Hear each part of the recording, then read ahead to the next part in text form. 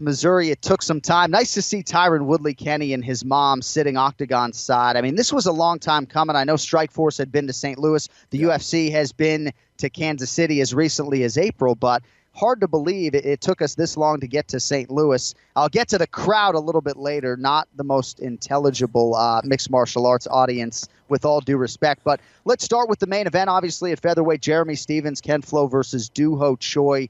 Jeremy Stephens is a badass, man. You know, like when I watch this guy walk to the octagon, it's like I wish I could be that guy, right? Just so calm, cool, and collected and ready to go get in a fight, right? Not ready to go play a game of basketball. And he just embraces this moment. 27th UFC fight. Another one for the real here for Jeremy Stephens. And I think this is a fighter at 31 years old, nearly 30 fights into a UFC career, that is actually evolving and getting better. Pretty special performance, I thought, out of him over the weekend. Stephens is a beast, man. He really is. I thought that he came out a little bit hot out of the gates. I think he was swinging a little bit too wild. Once he settled in, though, he went back to that jab, that straight jab that was setting everything up. I felt like he was kind of forcing the knockout a little bit. He was eating a lot of leg kicks. Doo Ho Choi obviously added a few more weapons himself. I thought did a good job of keeping Jeremy Stephens at bay for as long as he could. But Stephens with that right hand, man, just kept landing it. And it was two things. Obviously, Jeremy Stephens was timing Choi very well, but Choi was not moving his head. You got to move that head off the center line. You got to keep your hands up. And if you're not adjusting to a right hand from Jeremy Stephens, guess what? It's only a matter of time before you are going to be on the canvas sleeping. And Stephens just landed one too many right hands, followed up. I did not think that was an early stoppage given how many right hands he was landing throughout that fight. Choi was not adjusting that right hand. It was only going to get worse. He was only going to take more damage. I agree. Jeremy Stephens, once he settled in, man, just took it to Choi and won a big fight. That was awesome. So they said going in, he only had one knockout since 2013, and that much was certainly true. But he comes through as the betting underdog here. Second round knockout of Doo Ho Choi. Switching up the stances early. Again, he listens to what is a very educated corner. And I'm excited to see where he can go, man. He's still only 31 years old. I think this sets him up for another big fight. I also thought the chin was a big weapon for him as well, Kenny. And when you see him eat Doo Ho Choi's biggest shots, or some of his biggest shots, right? Like, there's no drunk driving out of Stephens, right? Correct me if I'm wrong, but he's not even wobbling as he's eating these shots so far into a career that has required so many sparring rounds and so many high-level fights. Like, he's fought everybody in this top 15. I couldn't even find a next opponent for him, Kenny, because he's fought the whole roster, right?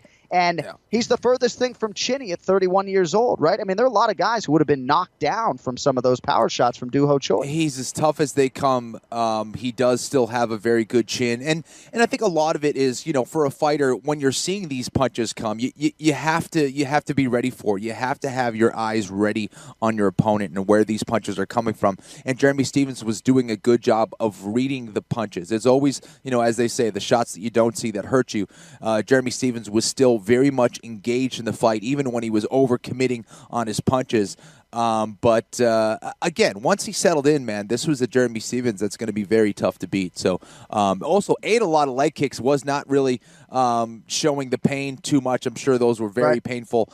But really did a great job, as we knew he would, of coming back from adversity, settling down, adjusting to his opponent, who was very good himself, and getting a big win.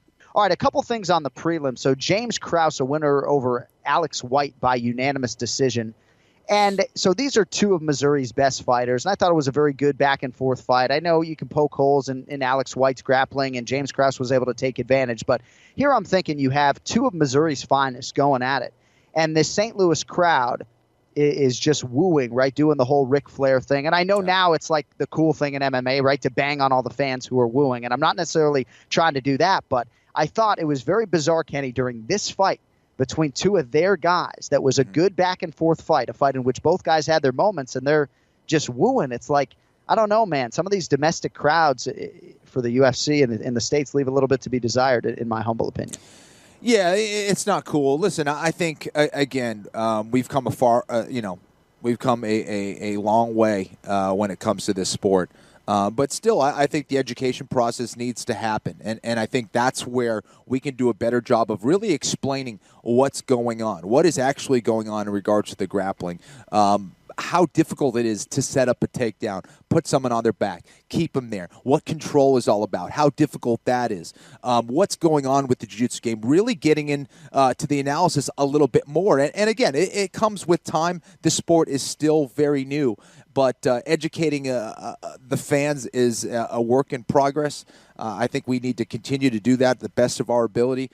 And then, there's just fans that, they want to see a sloppy scrap. If you're just standing up and winging punches blindly, right. People get excited about that. Yeah. They should watch a street fight. This is a sport. Show me, yeah. Exactly. So it's a little different, but it's unfortunate. James Krause, I know he was really excited about fighting in his home city. Right. Hopefully that didn't disappoint him too much. I did not see that fight actually. Well, it was funny because you're like right after the fight. And he started his post-fight interview. They were booing a little bit, but Krause had a lot of support in the building, and so thankfully they were able to drown out those boos with cheers. But yeah, I think it was sort of a little bit of a bittersweet moment for him a little bit, right? Because he, again, on our airwaves a few weeks ago was saying, I want to be the greatest fighter Missouri has ever seen, I feel for James. I had a shitty-ass fight when I fought in Boston against Gray Maynard. It was, boring as hell, Every time I tried to engage, he backed up. He took me down to the end of the round, held me there. Sometimes it just doesn't go your way, man, and. Well, and Alex White, sorry to cut you off, but Alex White's getting – you did. It was one of the worst nights of my life as a mixed martial arts fan, I'll tell you that. And I had to go do MMA live after Gray Maynard just, laid and prayed you all night. Love you, Gray. I'm just kidding. My recall's not great. But where were we? We were talking about what were we talking about? Alex White. Yeah. So Alex White is getting the better of James Krause on the feet. So what do? Right? You mix the martial arts and you put him on his back in every round. Right. And you make sure you win the fight. Like James Krause needs to go out and win the fight. And I thought he did a pretty good job of doing that. And I think Alex White, again, is still a young guy. I like seeing him fuller at 155 pounds, but obviously he looked to be a little bit one or two dimensional and couldn't deal with Krause on the ground. Did you see Polo Reyes' knockout of Matt Frivola by chance, Flo? I did not, man. I heard we're going to table that because Longo is not able to join us today. He is at the airport. So we're going to get Ray's thoughts on that. Obviously a disappointing night for Team Sarah Longo. 1 minute in, Frivola sort of got folded up like a beach chair a little bit. Your guy Guido Canetti loses by triangle to Kyung Ho Kang. Irene Aldana with a big win. Boxing looks sharp. She's a winner by unanimous decision. All right, final thing is we put a bow here, Flo, on St. Louis. Did you happen to see UFC Hall of Famer Matt Hughes walk out to the octagon under his own power? I guess 6 or 7 months ago, as many of our listeners know, he was in his truck. He was hit by a train. There have not been a lot of reports coming out of the Midwest as to how Matt has been doing. We saw some pictures start to surface. But, man, not knowing this was coming, to see him under his own power walk to the octagon with a limp like that, I mean, worldwide we're crying watching that moment. Just a pretty special part of the broadcast Sunday. I got very emotional watching that, I must admit. And, you see the highlights of a guy like Matt Hughes, a guy that you see as just this destroyer, this guy that's invincible, that was, getting choked out by Frank Trigg, finds a way to escape, gets out, picks him up, drives him across the octagon, slams him on the other side of the octagon, and then chokes him out. You see this just crazy survivor, this crazy tough country boy, as he's referred to, and then you see him walk out and limping out to the cage, and you're like, this is a guy that has just experienced so much adversity in his life, and coming out and seeing him, hug his wife and talk to his wife. That's kind of what broke me down a little bit. Mm-hmm. And see this guy, as you see, is like invincible, and you realize how fragile life is, and what he dealt with, and how he's, limping out to the cage, and it isn't the same Matt Hughes that we knew that was out there, crushing it in the octagon for so many years. Right.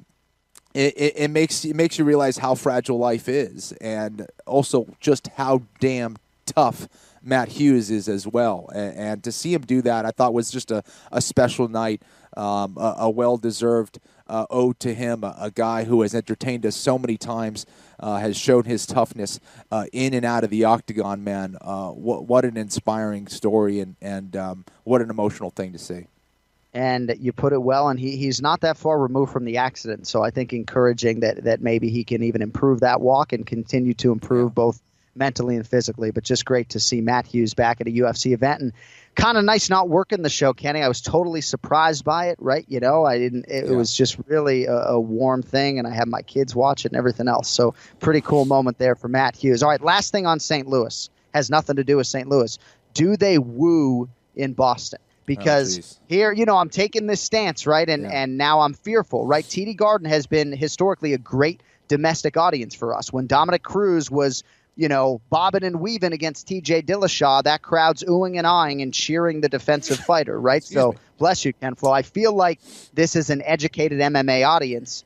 That said, there are a lot of WWE fans in the building, and I wouldn't be surprised if there was a little bit of wooing this week. We kick them out. We kick them out. Any fan that is found wooing, we kick them out of the garden. All right, yeah, just kick them out. Exit stage right. Out of here. Enjoy the Pats game tomorrow. You're out of here. You can't woo in the garden. You're out of here. Go drink some beers. All right. Well, we are going to get into that UFC 220 stuff, I assure you. First, though, back to Mattress Firm.